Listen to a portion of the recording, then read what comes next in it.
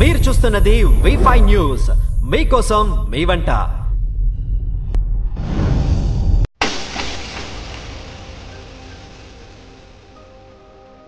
మహారాష్ట్రలోని రాయగఢ్ జిల్లా హరిహరేశ్వర సముద్ర తీర ప్రాంతంలో అనుమానాస్పద బోటు స్థానికంగా తీవ్ర కలకలం సృష్టించింది.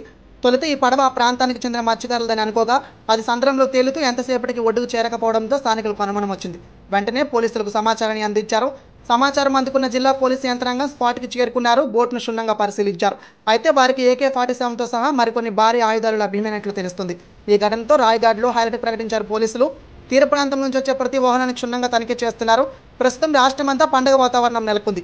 దహీహండి గణేశోత్సవాలు సమీపిస్తుండటంతో రాష్ట్రంలో ఉగ్రవాద కార్యకలాపాల కుట్ర ఏమైనా జరుగుతుందా అనే చర్చ మొదలైంది. కాగా ఈ ఘటనకు సంబంధించి పలు వివరాలు తెలియాల్సి ఉంది. ఆ పడవలు ఎవరివి, ఎక్కడి నుంచి వచ్చాయి, ఆయుధాలు ఎవరి కోసం తరలించారన్న కోణాల్లో పోలీసులు దర్యాప్తు చేస్తున్నారు. ఈ నేపథ్యంలో రాయగఢ్ వ్యాప్తంగా పోలీసులు భద్రతకు హైలైట్ ప్రకటించారు. మహారాష్ట్ర యాంటీ టెర్రరిస్ట్ దళం కూడా ఘటనా స్థలానికి చేరుకుంది.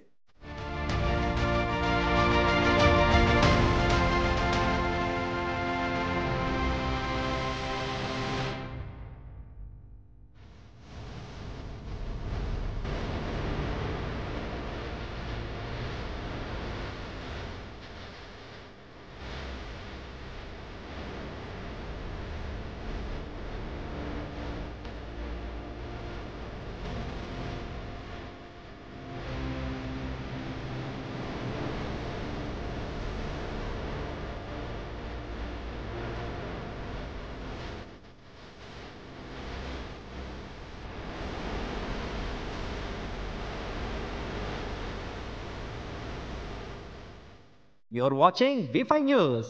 Please like, comment, share and subscribe to V five news. మరిన్ని వార్తల కోసం వి5 న్యూస్ ని సబ్స్క్రైబ్ చేసుకోండి.